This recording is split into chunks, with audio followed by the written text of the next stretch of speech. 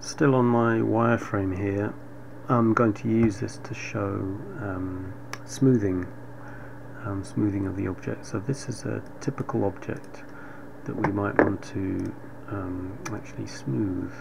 So I'm going to demonstrate that by copying it and smoothing one of these. So let's separate these out a bit. Maybe move this forward and do it again. See what we get. We get two shirts. So what I'll do, this is very simple to do, more or less. In my kind of panel here, I'm going to change to modify, and with this object selected, I'm going to look in my modified list to something called Meshsmooth, which is here. You can see this object immediately. You should be able to see it smooth. And if I render that again,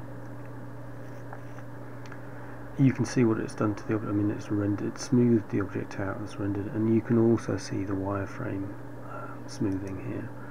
I'm actually going to create maybe another copy just to show you that again. Let's render this again so we can see what we've got. How confusing is this? Quite. Let me move this one back. So what I'll do with this one is I'm going to apply smoothing again, but I'm going to smooth this one even more so we can, and I'll show you something that you can do. I just want to separate these out to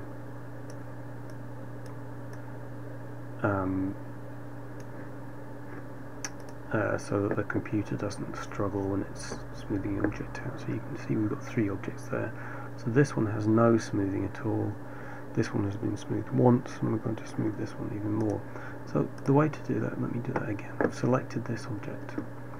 I'll go to the Modify tab here, and from Modify List, I will find Meshsmooth here.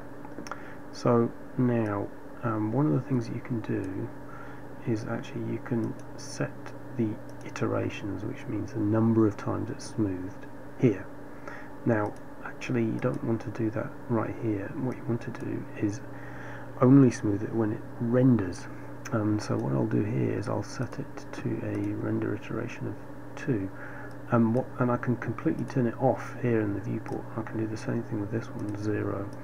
So it looks like it's completely unsmooth, but when it renders it will smooth the object. So if I render that again,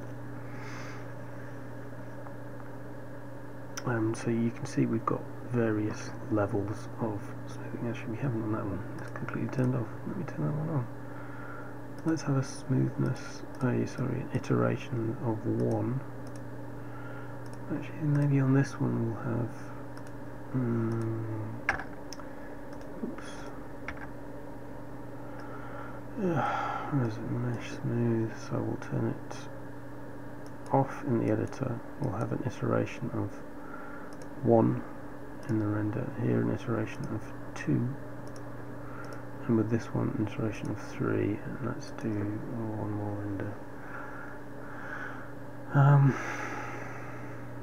And this is the time to use smoothing. It's actually not, more or less not when you're editing the object or when you're doing stuff in the viewport, but when you do your final render, that's when you want it smoothed, and you can show that using the wireframe shader.